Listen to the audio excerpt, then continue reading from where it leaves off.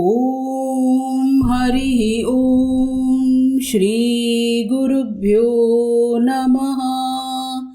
हरि ओम। हरि ओम। आइए आज के इस सेशन में हम लोग शिव महिम्न स्तोत्र का 5वां श्लोक देखते हैं।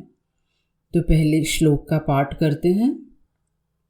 किमिह किं काया सकलु किमुपायस्त्रिभुवनं किमाधारो धाता सृजति किमुपादान इति च अतर्क्यैश्वर्ये त्वयि अनवसरदुस्थो हतधियः कुतर्कोऽयं कांश्चिन् मुखरयति मोहाय जगतः।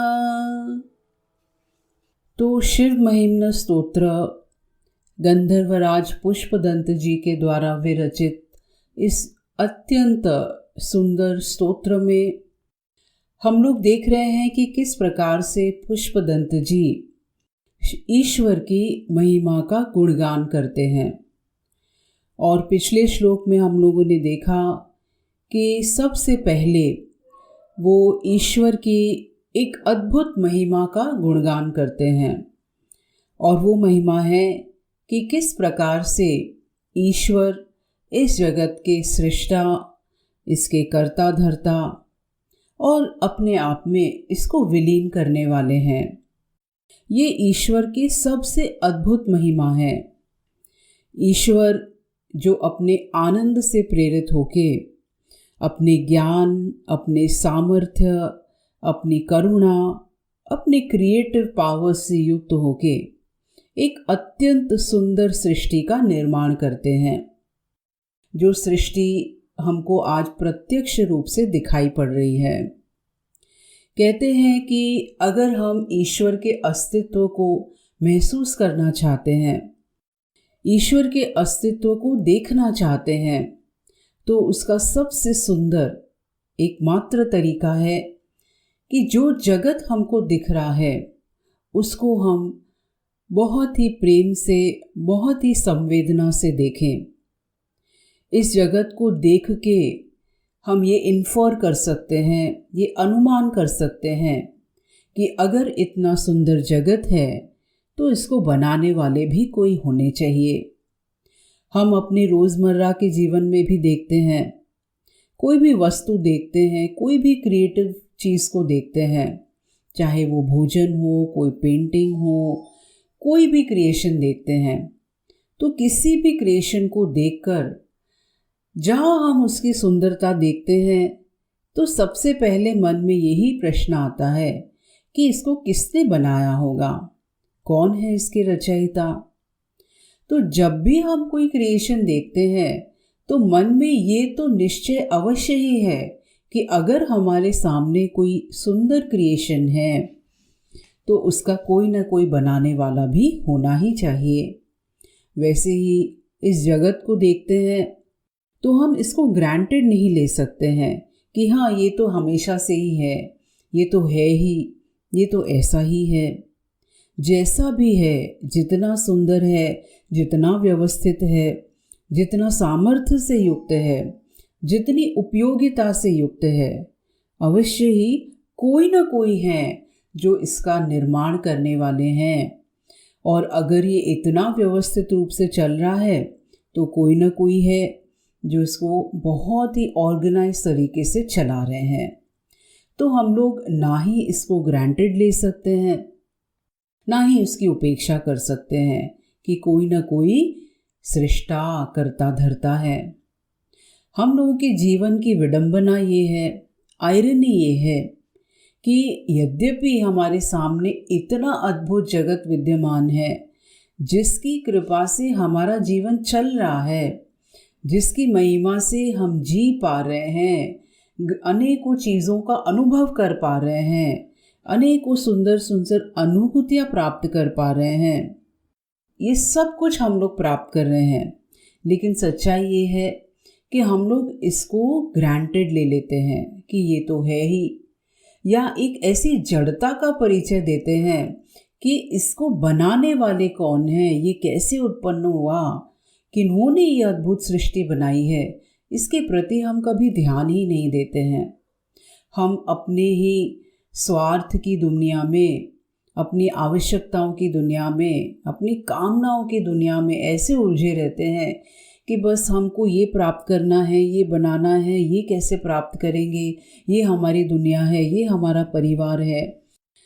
इसी में ही हम घूमते रहते हैं, इसी में ही हम ऐसे उलझते हैं कि इस जगत के बनाने वाले के प्रति हमारा ध्यान नहीं जाता है।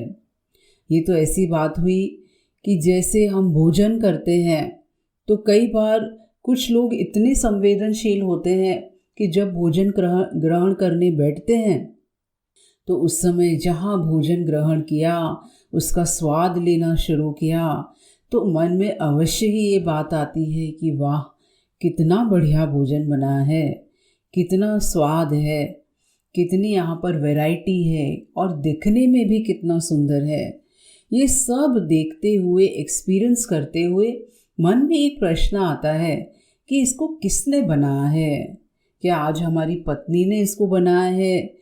क्या आज हमारी माँ ने इसे बनाया है? या कहीं इसको स्विगी जोमेटो से ऑर्डर किया है? किसने इसको बनाया है? तो जो सेंसिटिव इंसान होता है वो ज़रूर अपने मन में इस बात को लाता है कि कौन है जो ये हमको देने वाले हैं, इसको बनाने वाले हैं। और कुछ लोग ऐसी जड़ता से युक्त होते हैं, कुछ इतना अपने आप में ही खोए होते हैं कि कोई भी चीज़ ग्रहण करते हैं, कोई भोजन करने बैठते हैं तो बस हमको अच्छा लग रहा है, वाह क्या स्वाद है, कितना अच्छा है, और भी हमको मिल जाए, ऐसा ही हम खाना खाते रहें। तो अपने ही टेस्ट के दायरे में, अपने ही स्वार्थ के दायरे में, अपनी संतुष्टि की दायरे में इतना उलझ जाते हैं कि उनको ये भी ध्यान नहीं रहता है कि ज़रा ये तो पता करें कि इसको किसने बनाया है। वो इस चीज़ को ग्रांटेड लेते हैं कि हाँ, ये तो हमारी पत्नी ने ही बनाया होगा, हमारे मेड ने ही बनाया होगा, उनको तो बनाना ही चाहिए, ये तो उनका काम ही है। तो ऐसे हम ग्रांटेड ले लेते हैं, ऐसी जड़ता का परिचय देते हैं कि उस बनाने वाले के प्रति हम संवेदनशील नहीं होते हैं। न उनका स्मरण करके हम धन्य महसूस करते हैं कि वाह, कैसी उनकी अद्भुत कृपा, कैसा प्रेम है कि हमको इतनी बढ़िया बढ़िया चीज़ें प्रस्तुत कर रहे हैं। एक प्लैटर में हमारे सामने सब कुछ प्रस्तुत है, तो हम एक अपने ही दायरे में खोए रहते हैं। वैसे ही जब हम इस दुनिया में जीते हैं, इस दुनिया को भी हम देखें तो कितनी अद्भुत महिमा हमको इसकी प्राप्त है, कितनी अनंत कृपाएं हमको प्राप्त हैं। क्या हमको भोजन मिलता है, क्या हमको हवा पानी मिल रहा है, क्या प्रकाश मिल रहा है, क्या अद्भुत वैरायटी मिल रही है। हम लोग देखें तो एक ही मिट्टी है, लेकिन उस एक ही मिट्टी में जब अनेकों प्रकार के बीज पड़ते हैं तो उससे कितनी अनंत अनंत प्रकार की वैरायटी की चीज़ें हमको प्राप्त होती हैं। एक ही वेजिटेबल्स में हमको इतनी सारी वैरायटी प्राप्त होती है। सवेरे जब हम उठते हैं तो हम लोग विचार करें कि जब भी हम लोग एक मैन मेड वर्ल्ड में रहते हैं, एक ऐसी दुनिया में रहते हैं जो मनुष्य के द्वारा बनाई होती है, तो वहाँ पर एक मैकेनिकल एग्जिस्टेंस होता है, एक मोनोटनी उत्पन्न हो जाती है। ऐसे लगता है कि कब हम यहाँ से बाहर निकलें, कब हमको कोई फ्रेश एयर मिल जाए, कुछ ब्रीदिंग स्पेस मिल जाए, कोई सूर्य का प्रकाश हमको प्राप्त हो, कोई बहुत ही मंद मंद शीतल हवा के झोंके हमको स्पर्श करें, कोई सुंदर पहाड़ों का दृश्य हमको दिख जाए, कहीं शीतल जल का स्पर्श हमको हो जाए। तो जब ऐसी चीज़ों का हम अनुभव करते हैं तो ऐसे लगता है कि हमारा शरीर, हमारा मन, सब कुछ तरोताज़ा हो गया, हमारी बुद्धि को एक नई ऊर्जा मिल जाती है। तो हम मनुष्य की दुनिया से जहाँ प्रकृति में बाहर निकलते हैं तो हमको एक नई ऊर्जा, एक नई प्रेरणा, एक नया जो है तरोताज़गी महसूस होती है। तो ये ईश्वर की सृष्टि की महिमा है कि हम यहाँ पर नरिश्ड फील करते हैं, एक नयापन का एहसास होता है, मानो हमारा शरीर एक नए जन्म को प्राप्त होता है। इसीलिए हम सबको ये आवश्यकता महसूस होती है कि जहाँ कुछ समय हम अपने घर में रहते हैं, अपने ऑफिस में रहते हैं, अपने कामकाज में उलझे रहते हैं, तो हर कुछ समय में ऐसी एक आवश्यकता लगती है कि हम प्रकृति के मध्य में जाएं, कहीं पहाड़ों में घूमने जाएं, कहीं समुद्र के किनारे जाएं, कहीं जंगलों में घूमने जाएं, पशु पक्षियों को देखें, फूलों के बीच जाएं। तो ये ऐसी एक ईश्वर की कृपा है, ऐसी सुंदरता है, ऐसी जीवंतता है कि जो हमको एक पुनर्जीवन प्रदान करती है।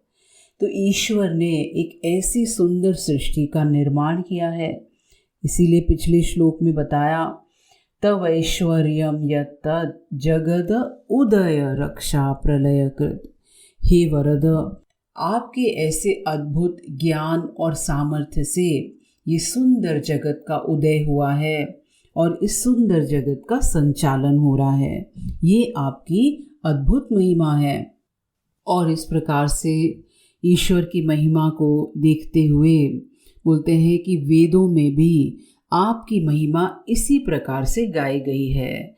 वेद भी सदैव आपका ऐसा गुणगान करते हैं कि आप ही वो सर्वज्ञ सर्वशक्तिमान सत्ता है, वो चेतन सत्ता है, वो आनंदमयी सत्ता है, जो अपने खुशी की अभिव्यक्ति इस जगत की सृष्टि, इसके संचालन के तरह से करती है। तो ईश्वर की ऐसी महिमा का गुणगान करते हुए अब यहाँ पर जो शास्त्र हैं, पुष्पदंत जी भी उन्हीं शास्त्रों का अनुसरण करते हुए पूर्व पक्ष के दृष्टि से एक प्रश्न उत्पन्न करते हैं। बोलते हैं कि देखिए, इस दुनिया में कुछ लोग इस प्रकार के भी हैं जो ईश्वर के अस्तित्व के प्रति श्रद्धा रखते हैं, उसको देख पाते हैं, उसको स्वीकार करते हैं, उसको महसूस करते हैं कि ईश्वर है। लेकिन इसी दुनिया में कुछ ऐसे लोग भी हैं जो ईश्वर के अस्तित्व को क्वेश्चन करते हैं, उसके प्रति संदेह उत्पन्न करते हैं।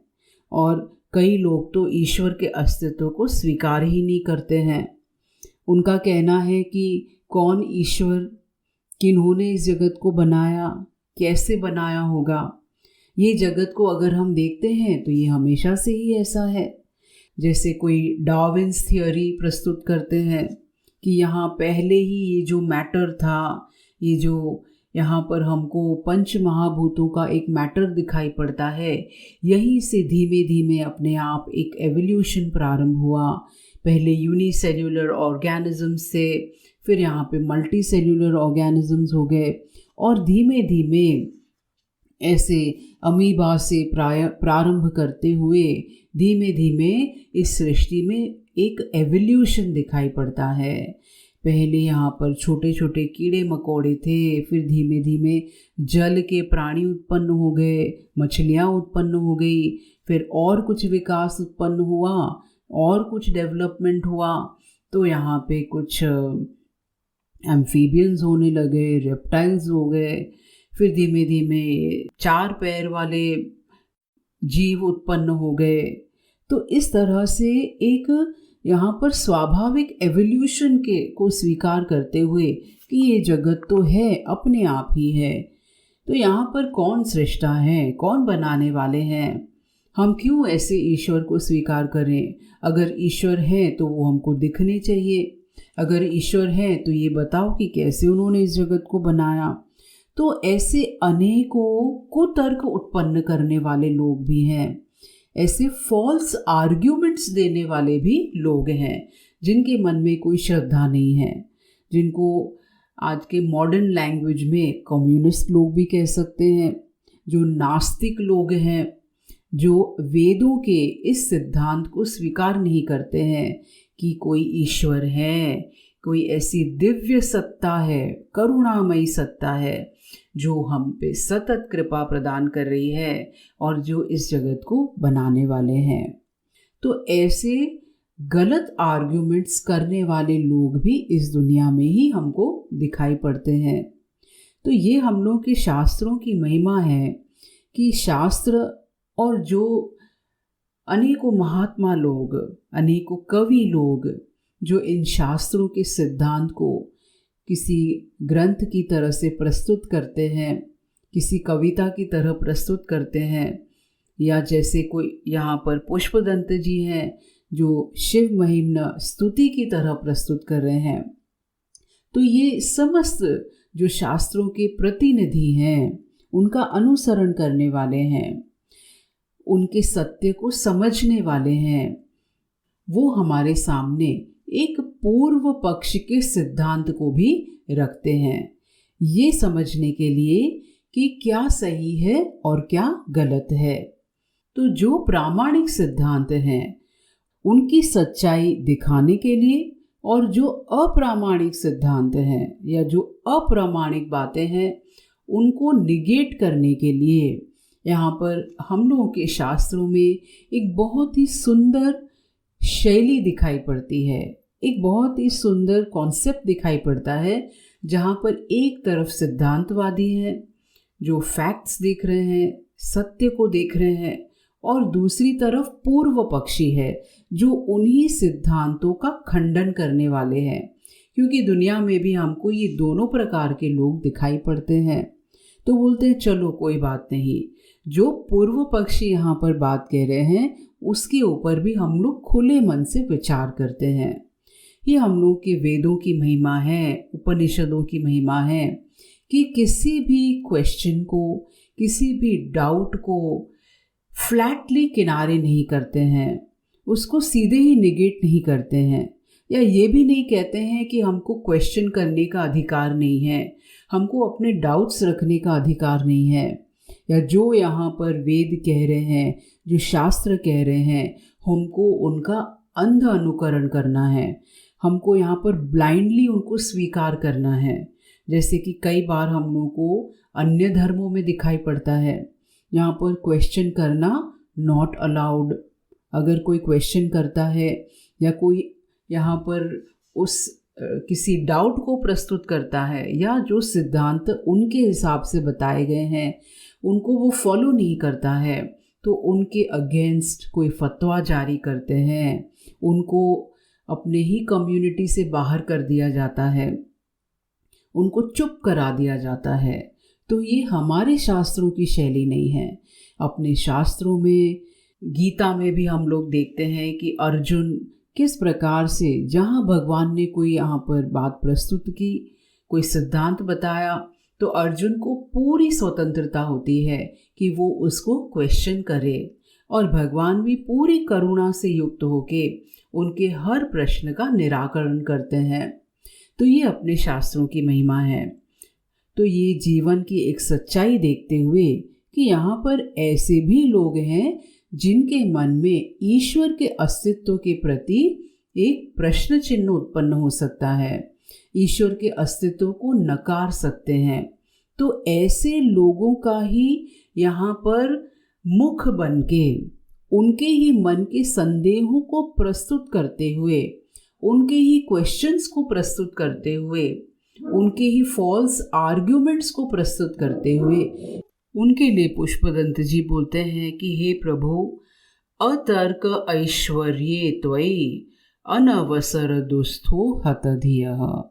ऐसे दुस्तर्की लोग भी हैं, ऐसे कुतर्क करने वाले लोग भी हैं, जो कि आप जिनका ऐश्वर्य हम शब्दों में वर्णन भी नहीं कर सकते हैं, आपके ऐसे महान ऐश्वर्य को भी, उसके प्रति भी वो एक प्रश्न चिन्ह लगा देते हैं।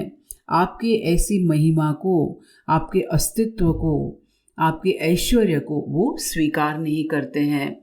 और उनका क्या कहना है, ऐसे दुस्तर के लोग भी हैं जो आपके अस्तित्व को, आपकी महिमा को स्वीकार नहीं करते हैं। देखिए, यहाँ पर जब हम अपने दुनिया में, आसपास के जगत में ऐसे लोग देखते हैं जो ईश्वर के अस्तित्व को स्वीकार नहीं करते हैं, तो वो वस्तुतः कोई एक ऐसी महान सत्ता को स्वीकार नहीं करना चाहते हैं, उसको देख नहीं पाते हैं, उसके प्रति सेंसिटिव नहीं है कि अगर ये जगत उत्पन्न हुआ है, ये कार्य रूपी जगत है, तो कोई ना कोई कारण होना ही चाहिए। तो जो ऐसे लोग होते हैं, जो अनईश्वरवादी होते हैं, जो नास्तिक लोग होते हैं, उनके मन की स्थिति को हम देखें। हम अपने सामान्य जीवन में भी देखते हैं कि कोई व्यक्ति जिनके सिर के ऊपर उनके माता पिता का हाथ नहीं होता है, उनका आशीर्वाद नहीं होता है, उनका अस्तित्व नहीं होता है, या किसी के जीवन में कोई ऐसा व्यक्ति नहीं होता है जो उनका साथ दे सके, उनका हाथ पकड़कर उनको चला सके, उनको गाइड कर सके, उनके जीवन में कृपाएं प्रदान कर सके। जब ऐसा कोई जीवन में नहीं होता है, फिर चाहे वो हमारे माता पिता हो, कोई पति पत्नी हो, या हमारे कोई मित्र हो, कोई हमारे मेंटोर हो, कोई फ्रेंड हो, गाइड हो, जब ऐसे कोई नहीं होते हैं तो वो व्यक्ति जीवन में सदैव अकेला रहता है। वो कभी भी अपने सिर के ऊपर कोई ऐसे करुणामयी, कोई ऐसे प्रेम से युक्त हाथ को महसूस नहीं कर पाता है कि कोई तो है हमारे जीवन में जो हमको कृपा दे रहा है, जो हमारी देखभाल कर सकता है। वो ऐसे ही अभिमान से युक्त होते हैं कि हम ही सब कुछ करने वाले हैं। वो सदैव जीवन में अकेले चला करते हैं, एक अभिमान से युक्त होके कि हम ही सब कुछ बनाने वाले हैं, हम ही सब कुछ करने वाले हैं। ऐसे लोगों का अभिमान तो तब चूर होता है जब हमारे जीवन में कोई ऐसी परिस्थिति आती है जब हम टोटली हेल्पलेस महसूस करते हैं। हम लोगों को ये अभिमान होता है कि हमने इतना पैसा कमा लिया, हमने बड़ी अपने लिए व्यवस्था उत्पन्न कर ली, इतना आलीशान घर बना लिया, अपने परिवार को चला दिया, लेकिन कोई हमारे शरीर में विशेष प्रॉब्लम हो जाए तो क्या हम अपने शरीर के ऑर्गन्स को बना सकते हैं? हमारे शरीर में जो रक्त का संचार हो रहा है, क्या उस रक्त को, उस खून को हम बना सकते हैं? हम हृदय का ट्रांसप्लांट तो कर लेते हैं अभी, लेकिन क्या हम हृदय को बना सकते हैं? क्या हम किडनी को बना सकते हैं? क्या हम जो हमको बाहर एक हवा प्राप्त है, वहाँ से तो हम ऑक्सीजन इकट्ठा करके हम ऑक्सीजन सिलेंडर्स में भर लेते हैं, लेकिन क्या हम ऑक्सीजन क्रिएट कर सकते हैं? ये तो हम लोग को तब दिखाई पड़ा कि जब कोरोना के समय में कैसे यहाँ पर ऑक्सीजन की कमी से हाहाकार उत्पन्न हो गया। जब हम उस ऑक्सीजन को कलेक्ट नहीं कर पाए और हम उसको सही समय पे पहुँचा नहीं पाए, तब दिखाई पड़ा कि हम कितने मजबूर हैं, कितने कमज़ोर हैं।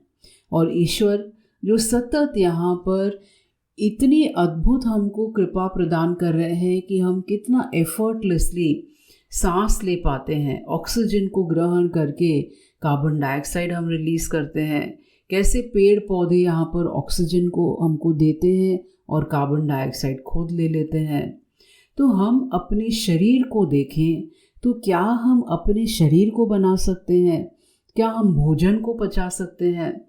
हम तो यहाँ पर खेती करके अनेकों प्रकार के अनाज उत्पन्न करते हैं, सब्जियाँ उत्पन्न कर लेते हैं, फ्रूट उगा देते हैं, लेकिन क्या उसका बीज ओरिजिनली जो क्रिएट हुआ था, क्या हम उसको बना सकते हैं?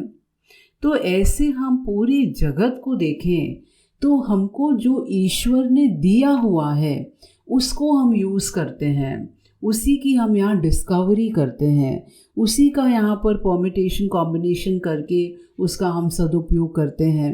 लेकिन सच्चाई ये है कि ओरिजिनली जो ईश्वर ने हमको दिया है उसको हम क्रिएट करने में समर्थ नहीं हैं। और अगर कभी ईश्वर चाहे, सब समेटना चाहे, कोई प्रलय की घड़ी उत्पन्न करना चाहे, कुछ विनाश करना चाहे, तो उस समय हमको ये रियलाइज़ होता है कि हम वो कर्टेल भी नहीं कर सकते हैं।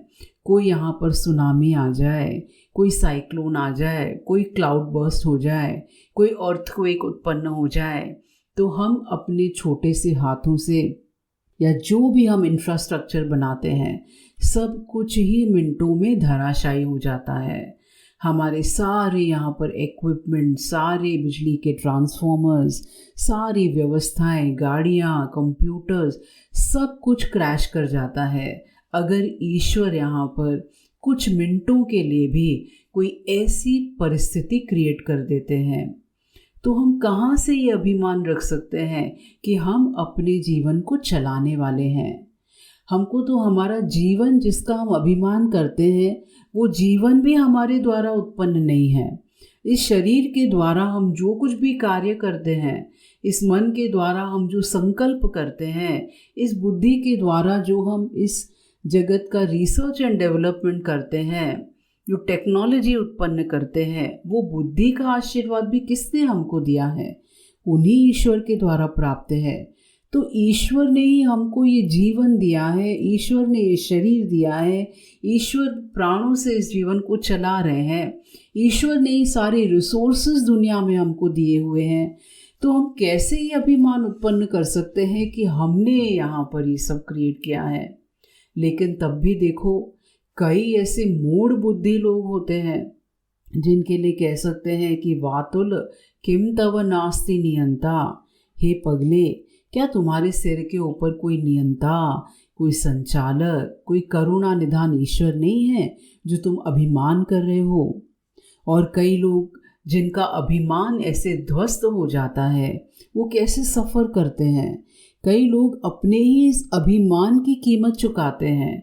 जब अपने सिर के ऊपर सारा बोझा हम ढोते हैं तो इसकी कीमत हम चुकाते हैं बहुत सारा टेंशन पालने के द्वारा, एंजाइटी के द्वारा।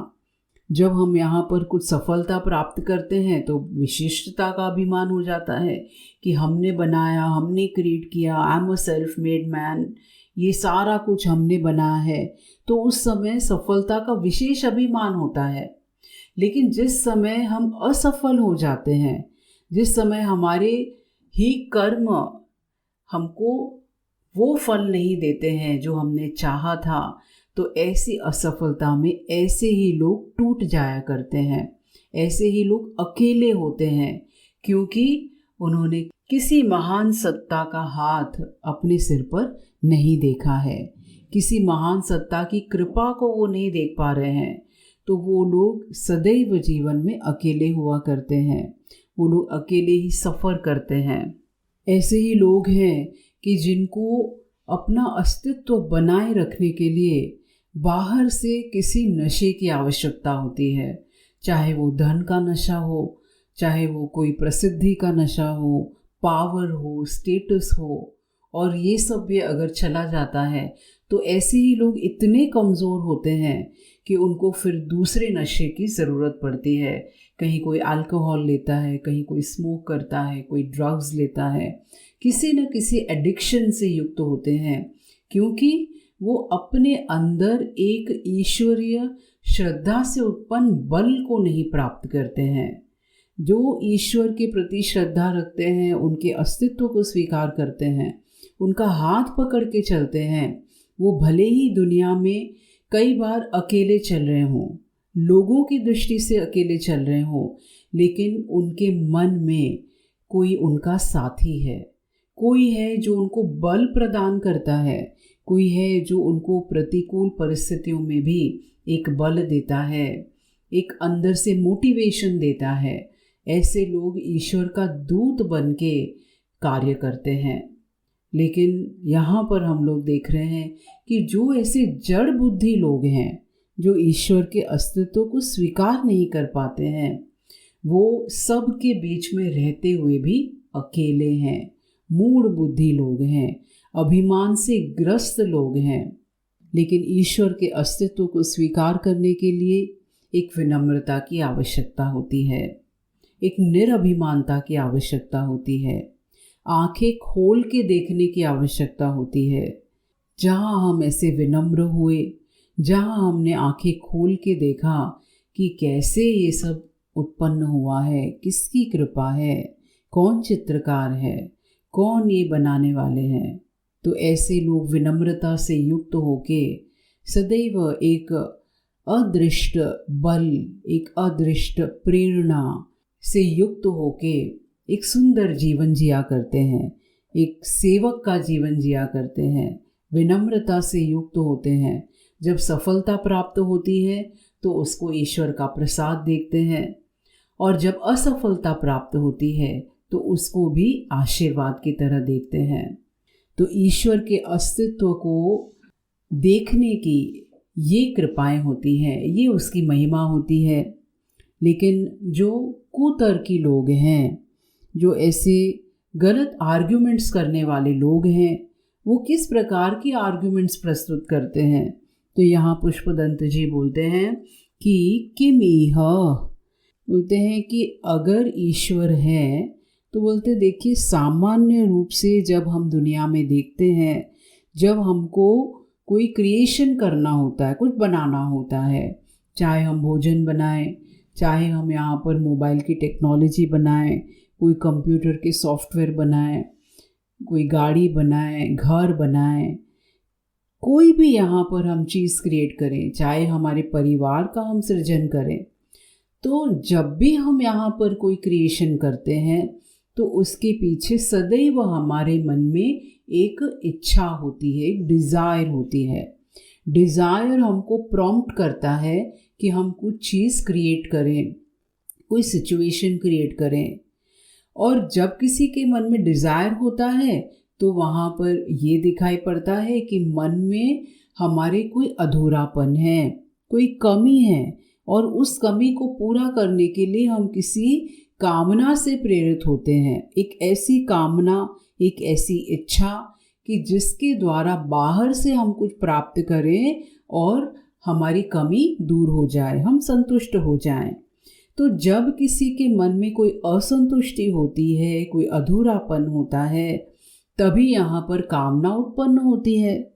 और बोलते हैं कि अगर हम ये माने, बोलते सपोज चलो हमने मान लिया, आप कहते हैं, जो ईश्वरवादी लोग हैं, आप कहते हैं कि ईश्वर है, उन्होंने इस सृष्टि को बना है। तो ईश्वर अगर इस सृष्टि को उत्पन्न करने की इच्छा से युक्त हुए तो इसका मतलब ये है कि ईश्वर भी अपने आप में किसी अधूरेपन से युक्त हैं। उनके मन में भी अधूरेपन से प्रेरित कोई कामना उत्पन्न हुई, और तब उस कामना से प्रेरित होकर उन्होंने इस जगत की रचना की। तो अगर कोई है, मानते हैं कि सपोज अगर कोई है, तो उन्होंने किस प्रेरणा से युक्त होकर इस दुनिया को बनाया? तो इसीलिए यहाँ पर बोल रहे हैं किम इह, किस इच्छा, इह मतलब इच्छा, किस इच्छा से प्रेरित होके उन्होंने इस जगत को बनाया। तो स्वाभाविक है कि ईश्वर के मन में भी कुछ कमी है, कुछ असंतुष्टि है, और इसीलिए एक डिज़ायर उत्पन्न हुई। तो एक ऐसा तर्क वो देते हैं। तो देखिए, जब कोई अपने पॉइंट को प्रूव करना चाहता है तो वहाँ पर किस प्रकार के आर्गुमेंट्स वो उत्पन्न कर सकता है? वो अपने पॉइंट को प्रूव करने की दिशा में ही चिंतन करता है। तो बोलते ठीक है, तो ईश्वर भी एक मनुष्य की तरह ही हुए, ईश्वर भी एक जीव की तरह हो गए कि जिस जीव में अधूरेपन से प्रेरित होकर कोई कामना उत्पन्न होती है, वैसे ही ईश्वर के मन में भी कोई अधूरापन है। ईश्वर ये तो है कि हमसे कुछ ज़्यादा इंटेलिजेंट हैं, हमसे ज़्यादा समर्थ हैं, इसीलिए तो जगत को बना पाए। लेकिन ये भी एक फैक्ट है कि उनके मन में अवश्य ही कुछ असंतुष्टि है, और उससे प्रेरित होके उन्होंने इस सृष्टि की रचना की। तो कोई ऐसे एक महान व्यक्ति हैं जिन्होंने कामना से प्रेरित होके इस जगत को बनाया है। बोलते एक तो ये बिंदु है। बोले दूसरी बात ये है कि अगर ईश्वर है तो उनका शरीर कैसा है, उनकी उपाधि कैसी है, किम कायः, उनकी कैसी उपाधि है कि जिससे युक्त होके उन्होंने इस जगत की रचना की। अगर कोई किसी चीज़ को बनाते हैं तो उनके पास खुद अपनी भी तो उपाधि होनी चाहिए कि जिससे युक्त होके वो किसी चीज़ का सृजन करेंगे। अब हमको कुछ बनाना है तो हम अदृष्ट रूप से तो कुछ बनाते नहीं हैं, हम एक शरीर से युक्त हैं, जिस शरीर से युक्त होके हम कोई क्रिएशन करते हैं। तो ईश्वर की भी कोई ना कोई ऐसी शारीरिक उपाधि है। और बोलते शरीर को जब हम देखते हैं तो शरीर सदैव विकारों से युक्त होता है। शरीर एक समय उत्पन्न होता है, धीमे धीमे वृद्धि को प्राप्त होता है। पहले हम छोटे से बच्चे थे, फिर धीमे धीमे हम बड़े होने लगते हैं, फिर हम युवा अवस्था को प्राप्त होते हैं, फिर हम मिडिल एज होते हैं और धीमे धीमे हम बूढ़े होने लगते हैं। हमारे बाल सफ़ेद होने लगते हैं, शरीर कमज़ोर होने लगता है, हाथ पैर शिथिल हो जाते हैं, पीठ झुकने लगती है। तो हमारा शरीर षड विकारों से युक्त है, तो ईश्वर का भी शरीर अवश्य ही षड विकारों से युक्त होगा। कि ईश्वर भी एक समय किसी ऊर्जा से युक्त होते हैं, अस्तित्व में आते हैं और उस ऊर्जा से इस जगत की रचना करते हैं और धीमे धीमे उनका शरीर भी वृद्धावस्था को प्राप्त होता होगा। ईश्वर भी इस जगत को चलाते चलाते थक जाते होंगे। ईश्वर भी यहाँ पर वर्क स्ट्रेस्ड होंगे कि इस दुनिया को चलाना है और इतने युगों युगों से चला रहे हैं, तो ईश्वर भी तो स्ट्रेस्ड आउट हो जाते होंगे इस दुनिया को चला के। ईश्वर का शरीर भी शिथिल होता होगा। तो इस प्रकार के बहुत ही मूर्खता से युक्त ऐसे वो तर्क प्रस्तुत करते हैं और बोलते हैं स खलु किम उपाय त्रिभुवनम। इस त्रिभुवन की रचना उन्होंने अगर की है तो फिर उसको बनाने के कोई टूल्स भी उनके पास होंगे। ईश्वर के पास भी कोई विशेष टूल बैग होगा जिससे युक्त होके उन्होंने, जैसे कोई स्कल्पचर होता है ना, तो वो स्कल्पचर भी अपने छेनी हथौड़ी लेके वो किसी पत्थर के ऊपर कारीगरी करता है और उस पत्थर से वो किसी मूर्ति का निर्माण करता है। तो ईश्वर भी कोई ऐसे स्कल्पचर होंगे कि जो अपनी छेनी हथौड़ी लेके इस दुनिया का निर्माण करते हैं। कहीं पेड़ पौधे बना दिए, कहीं मनुष्य बना दिए, कहीं पशु पक्षी बना दिए, कहीं पहाड़ बना दिए। तो ईश्वर यहाँ पर जगत की ऐसी रचना कर रहे हैं। या किसी सोनार की तरह उनके पास भी कोई ऐसे फाइन टूल्स होंगे जिन टूल्स को यूज़ करके, जैसे सोनार अनेकों यहाँ पर आभूषण बनाता है, ज्वेलरी बनाता है, वैसे ही ईश्वर भी इस जगत की रचना करते हैं। तो किम उपाय त्रिभुवनम, इस त्रिभुवन को बनाने के लिए उनके पास कौन से टूल्स हैं। और बोलते हैं किम आधारो, क्या आधार से युक्त होके वो बनाते हैं। जैसे हम कोई चीज़ बनाते हैं तो कोई वर्क टॉप होता है, कोई टेबल होती है, कोई किचन टॉप होता है, कोई फैक्ट्री होती है। तो अवश्य ही ईश्वर के पास भी कोई ना कोई ऐसा आधारभूत इंफ्रास्ट्रक्चर होगा जिस इंफ्रास्ट्रक्चर के अंतर्गत वो इस सृष्टि की रचना करते हैं। तो कैसे ईश्वर ने यहाँ पर इस दुनिया को बनाया, तो ऐसे लॉजिक को बताते हुए सृजति किम उपादान बोलते हैं। एक और इम्पॉर्टेंट बात है, अब किसी के पास टूल्स हो गए, किसी के पास शरीर हो गया, बुद्धि हो गई, उन्होंने एक संकल्प कर लिया कि हमको कुछ बनाना है, लेकिन अगर हमारे पास रॉ मटेरियल नहीं हो, अगर हमारे पास रिसोर्सेज नहीं हो तो हम कैसे बनाएंगे। हमको भोजन तो बनाना है लेकिन सब्जी नहीं हो घर में तो कैसे बनाएंगे। हमको यहाँ पर कोई मोबाइल बनाने हैं, कोई यहाँ गाड़ी बनानी है, कोई टेबल बनानी है, कोई फर्नीचर बनाना है, तो कुछ रॉ मटेरियल तो होना पड़ेगा। कोई लकड़ी होनी पड़ेगी, कोई यहाँ पर अनेकों दूसरे रॉ मटेरियल्स होने पड़ेंगे। तो बोलते हैं ईश्वर के पास रॉ मटेरियल कौन सा है, कहाँ से आया रॉ मटेरियल। क्या ईश्वर भी अपनी कोई शॉपिंग बैग लेके निकलते हैं जिससे कि वो रॉ मटेरियल्स लाते हैं और फिर इस दुनिया का यहाँ पर क्रिएशन करते हैं। तो ऐसे ऐसे तर्क ये नास्तिक लोग प्रस्तुत करते हैं कि अगर ईश्वर इस जगत को बनाने वाले हैं तो इन सब प्रश्नों का उत्तर दीजिए, कैसे ईश्वर बनाते हैं।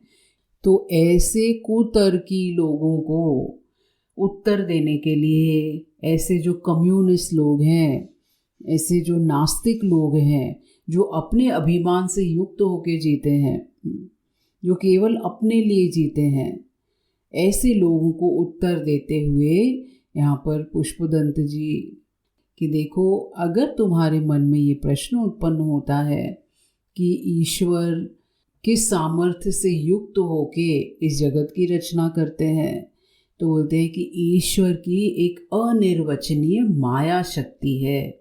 जैसे जादूगर के पास एक जादुई शक्ति होती है कि जिससे वो हमारे सामने जो पहले कुछ नहीं था उसको भी क्रिएट कर लेते हैं, वैसे ही ईश्वर के पास माया रूपी एक काल्पनिक, एक जादुई शक्ति है जिसके द्वारा वो इस जगत की रचना करते हैं। अब इसको काल्पनिक इसीलिए कहते हैं क्योंकि माया के द्वारा जो उत्पन्न होता है या जो यहाँ पर मिथ्या रूपी जगत उत्पन्न होता है वो पहले नहीं था, बाद में भी नहीं रहेगा, लेकिन इस समय थोड़ी देर के लिए हमको दिखाई देता है। जैसे जादूगर का हम क्रिएशन देखते हैं तो जादूगर के क्रिएशन में पहले कुछ नहीं था, अब हमारे सामने वो कुछ भी जो है इली गिली गिली करते हुए एक फूलों का गुलदस्ता क्रिएट कर लेते हैं, एक कबूतर क्रिएट कर लेते हैं। पहले नहीं था और कुछ क्षणों के बाद भी नहीं रहेगा, लेकिन इस समय एज दो हमको दिखाई दे रहा है। वैसे ही इस दुनिया को जब हम देखते हैं तो वो एक समय नहीं थी, जो सिचुएशन हमारे सामने है वो एक समय नहीं थी और बाद में भी नहीं रहेगी। जो व्यक्ति हमको इस समय दिख रहा है, हम लोग किसी को देखते हैं, किसी व्यक्ति को देखते हैं, किसी वस्तु को देखते हैं, सूर्य उदय को देखते हैं, नदियों के प्रवाह को देखते हैं, तो ये एक क्षण हमको दिखाई पड़ते हैं, पहले नहीं थे, अभी हमको दिख रहे हैं और फिर अचानक ही कहीं अनमैनिफेस्ट में गायब हो जाते हैं। कोई व्यक्ति हमारे जीवन में होता है, जीवन भर हमारे साथ रहता है और वो व्यक्ति पता नहीं कहाँ से मैनिफेस्ट हुआ। कई बार मन में ये प्रश्न आता है कि कैसे ये मिरेकल की तरह से कोई व्यक्ति क्रिएट हो जाता है और फिर कुछ सालों बाद ये अनमैनिफेस्ट में कहाँ गायब हो जाता है, पता नहीं, होता ही नहीं है। जो हमको हार्ड मास का पुतला दिखाई पड़ता है, जो जीवंत है, बोलता है, सुनता है, हमारा साथ निभाता है, वो ऐसे ऑब्लिवियन में गायब हो जाता है कि हम दोबारा उसको कभी नहीं देख पाते हैं, न सुन पाते हैं, न महसूस कर पाते हैं, न सुन पाते हैं, न बोल पाते हैं, न स्पर्श कर पाते हैं, तो वो पता नहीं कहाँ गायब हो जाता है। तो ऐसी जो क्रिएशन होती है उसको बोलते हैं कि ये माया के द्वारा निर्मित है, ये माया की जादुई शक्ति से निर्मित है। तो ईश्वर की ऐसी माया शक्ति है। जैसे हम स्वप्न का निर्माण करते हैं, अब स्वप्न का भी निर्माण ऐसा ही दिखाई पड़ता है कि स्वप्न जिस समय हम देखते हैं तो कितना सत्य भासित होता है, लेकिन वो ही स्वप्न का कोई अस्तित्व नहीं होता है, न पहले था न बाद में रहता है। कुछ क्षण के लिए हमारी ही कल्पना से वो क्रिएट हो जाता है। वैसे ही ईश्वर की भी एक ऐसी काल्पनिक क्रिएटिव पावर है जिसको माया बोलते हैं। वो ही माया की काल्पनिक शक्ति से ये जगत का निर्माण होता है। तो जब ये प्रश्न उत्पन्न होता है कि ईश्वर ने कैसे इस जगत की रचना की, तो बोलते हैं कि ईश्वर की ही माया शक्ति से इस जगत की रचना होती है। और बोलते हैं कि कैसे यहाँ पर ये रॉ मटेरियल इत्यादि, कैसे ईश्वर कहीं शॉपिंग के लिए गए थे क्या कि उन्होंने सब खरीद के लाए और फिर जगत की रचना की। तो बोलते हैं ईश्वर की ही माया शक्ति वो 3 गुणों से युक्त है और यही 3 गुणों से युक्त होके यहाँ पर जो पंच महाभूत हैं, उन पंच महाभूतों की उत्पत्ति पहले होती है और इन पंच महाभूतों से युक्त होकर, 3 गुणों से युक्त होकर, सत्व, रजस और तमस, इन 3 गुणों से युक्त होकर ये माया शक्ति इस जगत की रचना करती है। पूरे जगत को देखें तो यहाँ पर ये पंच महाभूतों का ही खेल दिखाई पड़ता है। ये 5 एलिमेंट्स जो दिखाई पड़ते हैं, आकाश, वायु, जल, अग्नि, पृथ्वी, इन 5 महाभूतों का खेल ही दिखाई पड़ता है और उनकी अभिव्यक्ति इन 3 गुणों की तरह से कि धरातल पर हमको दिखाई पड़ती है। कहीं ज़्यादा जड़ता है, कहीं पर बहुत सूक्ष्मता है, कहीं राजसिकता है, कहीं एक्टिविटी है। तो ये 3 गुण और ये 5 महाभूतों से युक्त होके ये माया इस जगत की रचना करती है, जो माया ईश्वर की ही क्रिएटिव पावर है। और वो क्रिएटिव पावर हम सबके पास है, इसीलिए हम भी अपने ही दुनिया के ईश्वर हैं। हम ही अपनी सृष्टि के ब्रह्मा विष्णु महेश हैं। हम अपनी क्रिएटिव पावर से अपने लिए जैसी सृष्टि का निर्माण करना चाहें वैसी सृष्टि का निर्माण हम कर सकते हैं। तो इस तरह से ईश्वर ने इस जगत की रचना की। तो बोलते हैं नास्तिक लोगों, अब तुमको समझ में आया कुछ कि ईश्वर ने कैसे यहाँ पर इस सृष्टि की रचना की। और बोलते हैं कि किम उपादान, कहाँ से रॉ मटेरियल लाए। बोलते क्या, जब तुम अपने स्वप्न का निर्माण करते हो तो तुमको कहीं से रॉ मटेरियल लाना पड़ता है। हम अपने सपने में पूरी दुनिया क्रिएट कर लेते हैं। एक परिवार उत्पन्न हो जाता है, नदी, पहाड़, पेड़, पशु पक्षी, भोजन, अपना शरीर, सब कुछ हमको वहाँ दिखाई पड़ता है। तो हमारे सपने की सृष्टि में जैसे सब कुछ क्रिएट हो जाता है, हमको अलग से कोई रॉ मटेरियल नहीं लाना पड़ता है। हम ये नहीं सोचते कि आज रात को हम ऐसा सपना देखने वाले हैं, तो चलो सपने का निर्माण करने के लिए सोने से पहले हम ये सारे इंग्रेडिएंट्स, सारे रॉ मटेरियल हम जमा कर लें, तब हम स्वप्न का निर्माण करेंगे। हम स्वप्न का निर्माण अपने ही एक काल्पनिक शक्ति से करते हैं, हमारे ही इमेजिनरी क्रिएटिव पावर से करते हैं, अपनी ही माया शक्ति से करते हैं। वैसे ही समष्टि लेवल के ऊपर ईश्वर भी अपनी माया शक्ति के द्वारा इस जगत का यहाँ पर रचना करते हैं। इसीलिए ईश्वर को कहते हैं माया उपहित चैतन्य, कि जो ईश्वर यहाँ पर अपनी माया शक्ति को धारण करके इस सृष्टि की तरह स्वयं ही अभिव्यक्त हो जाते हैं। ऐसा भी नहीं है कि ईश्वर अलग बैठे हुए हैं और उनकी सृष्टि उनसे अलग बनी हुई है। जब हम अपनी दुनिया में कोई चीज़ का निर्माण करते हैं तो जो बनाने वाला है वो अपनी सृष्टि से अलग होता है। हम भोजन बनाते हैं तो भोजन हमसे अलग होता है। कोई गोल्ड स्मिथ आभूषण बनाता है तो आभूषण उनसे अलग होते हैं। लेकिन ईश्वर की ऐसी अद्भुत महिमा है कि वो ही यहाँ पर इस सृष्टि की तरफ से अभिव्यक्त हो जाते हैं। जैसे यहाँ पर जल ही लहरों की तरह से अभिव्यक्त हो जाता है, जैसे यहाँ पर वो सागर ही अनेकों लहरों की तरह से अभिव्यक्त दिखाई पड़ता है। तो अलग से कोई रॉ मटेरियल की आवश्यकता नहीं होती है। तो ये सब बातें बताने के द्वारा किसी के मन में जो ऐसे डाउट्स उत्पन्न होते हैं कि ईश्वर कौन है, कैसे हैं, कैसे उन्होंने इस सृष्टि की रचना की, क्या सही में वो हैं, ये सारे डाउट्स यहाँ पर क्लियर किए जा रहे हैं।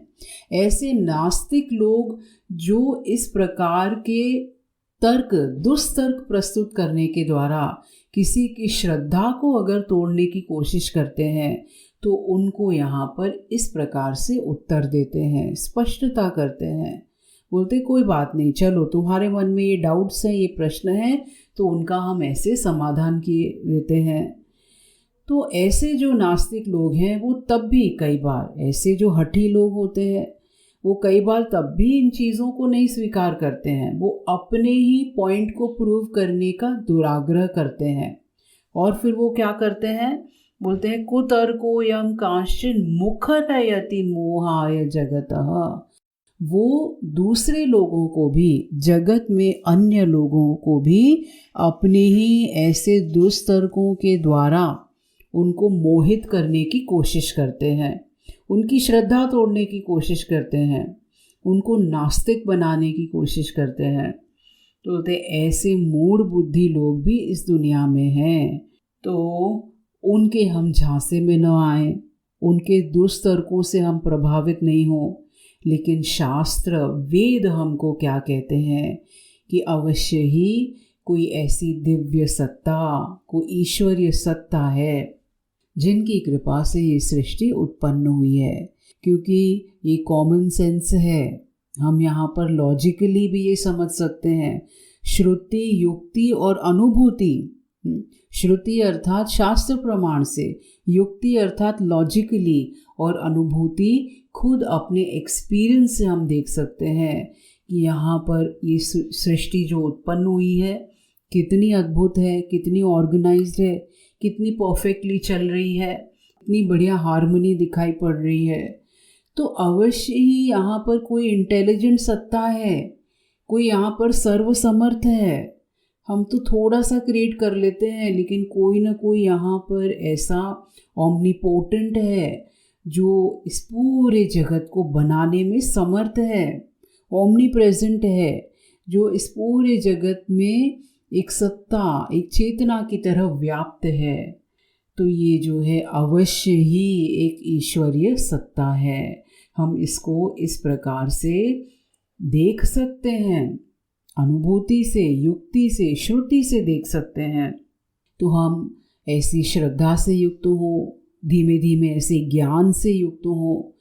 केवल श्रद्धा से नहीं, ये हमारा अपना ज्ञान हो जाए, अपना विवेक हो जाए कि अवश्य ही ईश्वर है। और इस प्रकार से यहाँ पर हम एक ईश्वर की कृपाओं को सतत महसूस करते हुए हम उनके भक्त होके, उनके निमित्त होके, उनके अंश होके, और फिर धीमे धीमे ये रियलाइज़ करते हैं कि वो ही हमारी आत्मा है, वो हमसे अलग नहीं है। लेकिन प्रारंभ में कोई ईश्वर है जो सदैव हम पर कृपा बरसा रहे हैं, उनका हाथ पकड़ के हम चलते हैं। ऐसे लोग सदैव प्रेम से युक्त होते हैं, निस्वार्थ होते हैं, क्योंकि जिनके सिर के ऊपर ईश्वर का हाथ है उनको अपनी चिंता करने की क्या आवश्यकता है।